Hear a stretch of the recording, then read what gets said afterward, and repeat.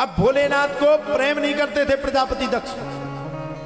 अब प्रजापति दक्ष को एक दिन प्रजापति दक्ष की उपाधि मिली, और जब प्रजापति दक्ष को प्रजापति दक्ष की उपाधि मिली तो सब कोई खड़ा हो गया, लेकिन तीन देवता खड़े नहीं हुए, ब्रह्मा, विष्णु और महेश। प्रजापति दक्ष का दिमाग खराब, चलो ब्रह्मा जी खड़े नहीं हुए, वो मेरे पिता हैं। विष्णु भगवान खड़े नहीं हुए, वो मेरे दादा हैं।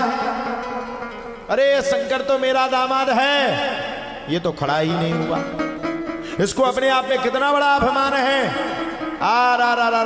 कहना शुरू कर दिया, खूब खरी खोटी सुनाना शुरू कर दिया। अरे यहां पर जो ये बैठा हुआ है, मरे हुए मुर्दों की भस्म को लपेटे हुए है, ये महान पापी है। कई दिनों तक स्नान नहीं करता, भांग के गोला को खाता, गांजे का सेवन करता, मरे हुए मुर्दों की राख लपेटता, खुद का ठिकाना है नहीं, खुद का घर है नहीं, कैलाश पर्वत पर रहता है और 24 घंटे नशे में धुत रहता है। भोले बाबा को खूब कह डाले। देखो भैया, हमारे भोलेनाथ के दो स्वरूप हैं। एक भोलेनाथ, जब तक वो भोलेनाथ हैं तब तक आपका जो मन करे, जैसा मन करे खूब कह लो। लेकिन सुनो, एक और बात सुन लो, जैसे ही उनको दिमाग खराब होए, उससे पहले उनकी मुड़ी पे तुरंत पानी डाल दो तो ठीक है। तुम और से भोले बाबा का गुस्सा नहीं हो सका। कहा पहले तुम लोटा धरती एक बगल और फिर बैठो, कछु नहीं भाओ, मोड़ी को ब्याह अच्छे से नहीं भाओ, करो सो लड़का सही नहीं है, 24 घंटा दारू पियत, हमारा खुद को लड़का ठीक है नहीं है, बहू ठीक से बोलत नहीं है, तुम कोनो काम करत नहीं है, हमारी बात सुनत नहीं है। जब तक भोले बाबा को 30 ने तो खुल विवाह हो सुबह समझ जाती, तुरंत ओम नमः शिवाय, ओम नमः शिवाय, तुरंत ढार के फ्री। भोले बाबा का गुस्सा होने नहीं देती, फ्री। अब भोलेनाथ अपने उठ करके भाग गए। आओ सही बात है, को ज्यादा भोले बाबा खंडार वे। हाँ को और चाची काकी है सब जाती। अच्छा, को भोले बाबा से कछु नहीं मंगाऊ, झूठो ना करियो, ठाणो का है भगवान ना ही बैठे, को नहीं मंगाऊ। को मंगाऊ। देखो सबरे स्वार्थी ही बैठे। अच्छा, भगवान किसको दे दे? जो मांगता नहीं भगवान उसको छप्पर फाड़ के देखते, और जो मांगता है वो जिंदगी भर मांगता ही रहता है। अब हम लोग तो कछु नहीं मांगते, हम लोग तो बस भगवान से क्या मांगते पता आपको? वास्तव की बात बता रहे हैं, हम तो भगवान से सुबह उठ करके ये मांगते कि भगवान ऐसा कोई महीना ना जाए जिस महीने में हमें आपकी कथा को गुणगान कहने का मौका प्राप्त ना हो गए, ऐसा कोई महीना नहीं। आप कछु माता जी कह रही होंगी सुसाई तो है, तुम गुण भागवत फ्री में 5 दे ले तो लेते 1 लाख की विदाई। आपसे नहीं कह रहे विदाई की बात, ले तो लेते विदाई, तुमको फ्री में 5। अब हम भूखर मर जाएंगे तुम्हारी कथा सुनने के चक्कर में। हम अभी तो घर परिवार है, मांगो वो आपके हैं, लेकिन उतना मांगो जितना वो दे सके। भोलेनाथ से बदला लेने के लिए प्रजापति दक्ष ने बड़ा भारी यज्ञ किया। जब प्रजापति दक्ष ने भोलेनाथ से बदला लेने के लिए बड़ा भारी यज्ञ किया, तब तो प्यारे कहा जाता है बड़ा भारी यज्ञ करने के तत्पश्चात ही सबको बुलाया, लेकिन भोलेनाथ को नहीं बुलाया। आओ नहीं, आदर नहीं, नैनन नहीं सने, तुलसी तहां न जाइए, चाहे कंचन वर से में। जहां आओ आदर की स्थिति नहीं होती है वहां हमें नहीं जाना चाहिए। जब इतनी बातों को सुना तब तो प्यारे कहा जाता है, इतनी सब बातों को सुनने के तत्पश्चात ही एक सांस में, इतनी सब बातों को सुनने के तत्पश्चात ही माता सती जिद्द को पकड़ करके चल पड़ी। और जब माता सती जिद्द को पकड़ करके चल पड़ी तब तो प्यारे कहा जाता है माता सती बिना बुलाए चल पड़ी। जब वहां पर गई, जाकर के प्रणाम किया, प्रणाम करके देखा कि सबकी आसन लगी है, सभी बहनें आई, सभी बहनों के साथ उनके पति आए, लेकिन मेरे पति का किसी ने सम्मान ही नहीं किया। मन ही मन में बड़ी गिलानी हुई। पिता से पूछा तो किसी ने जवाब नहीं दिया।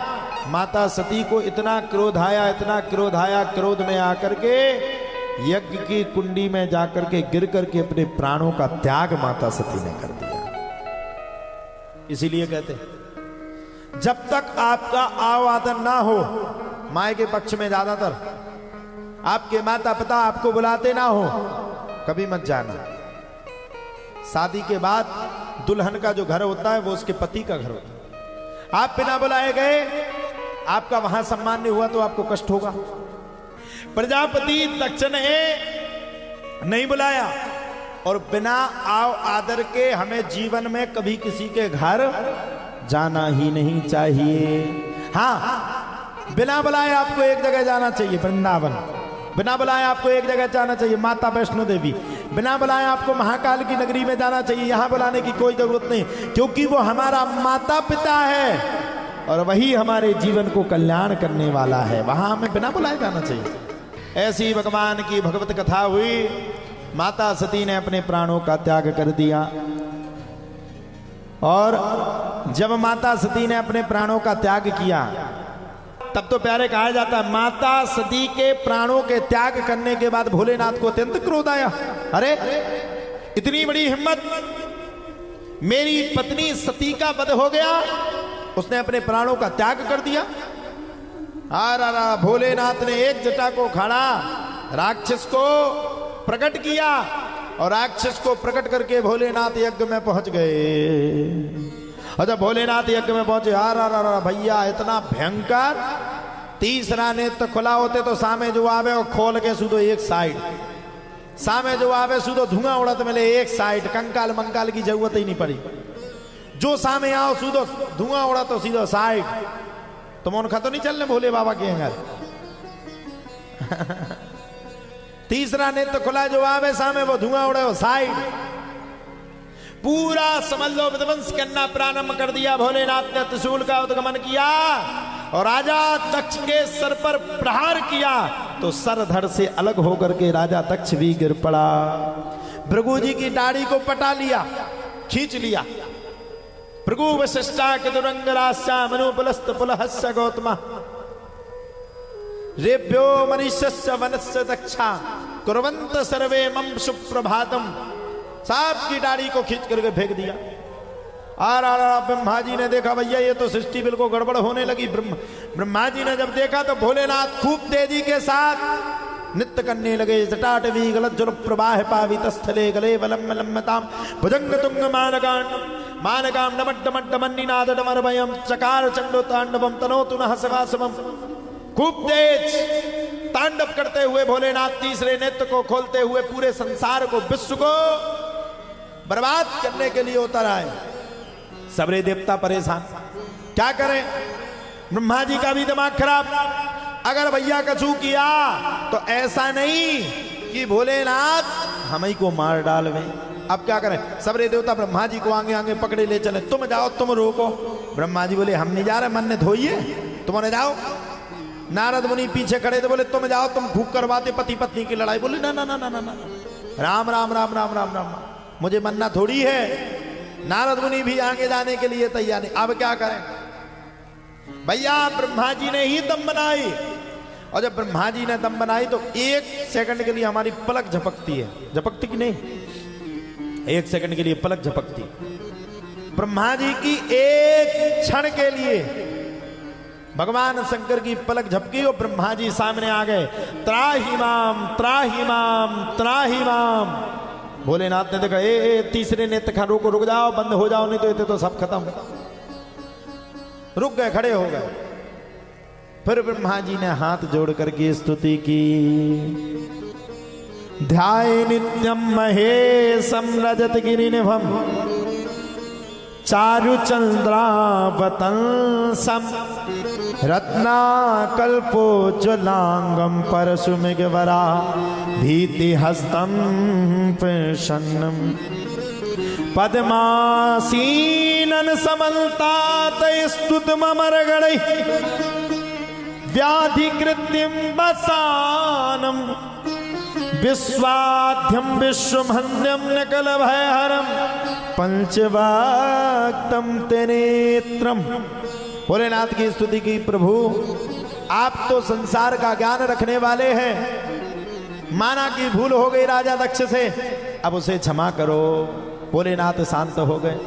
यज्ञ को भी पूर्ण किया जाता, यज्ञ को विध्वंस नहीं किया जाता बीच में।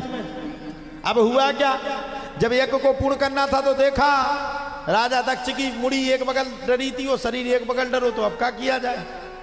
ब्रह्मा जी ने त्रिशूल को फेंका, भगवान शंकर ने त्रिशूल को फेंका, बोले सबसे पहले जिसकी मुंडी मिलेगी उसी की गर्दन को लगा दूंगा। और जैसे ही पहुंचे सुबकरा की मुड़ी त्रिशूल देवता लेके आ गए।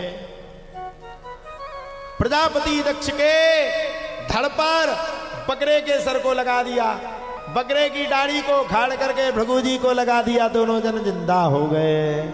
आप तो प्रजापति दक्ष भगवान की स्तुति करने लगे। अब स्तुति कैसी कर रहे, तुमने बुकरा खा देखो, वैसे ही लगे मन में नाम है। भगवान शंकर को बड़ी हंसी आए, देखो तो इस मूर्ख को, जब तक मेरा भजन नहीं करता था जब ये बोलने लायक था, आज ये बोलने लायक नहीं है, तो बुकरा नहीं मन में ना हो। अब वो हम ये से बोल नहीं सका, नहीं तो हमें भी आवाज अच्छी काट लेते हम, हैं तो मन में आने लगे। भोलेनाथ बड़े प्रसन्न हुए। अंत में भोलेनाथ ने यज्ञ को संपन्न किया और जाकर के माता सती की याद में भगवान का भजन करने लगे। उन्हीं सती माता का दूसरा जन्म राजा हिमांचल के यहाँ मैना देवी के यहाँ हुआ, जिनका नाम पार्वती पड़ गया।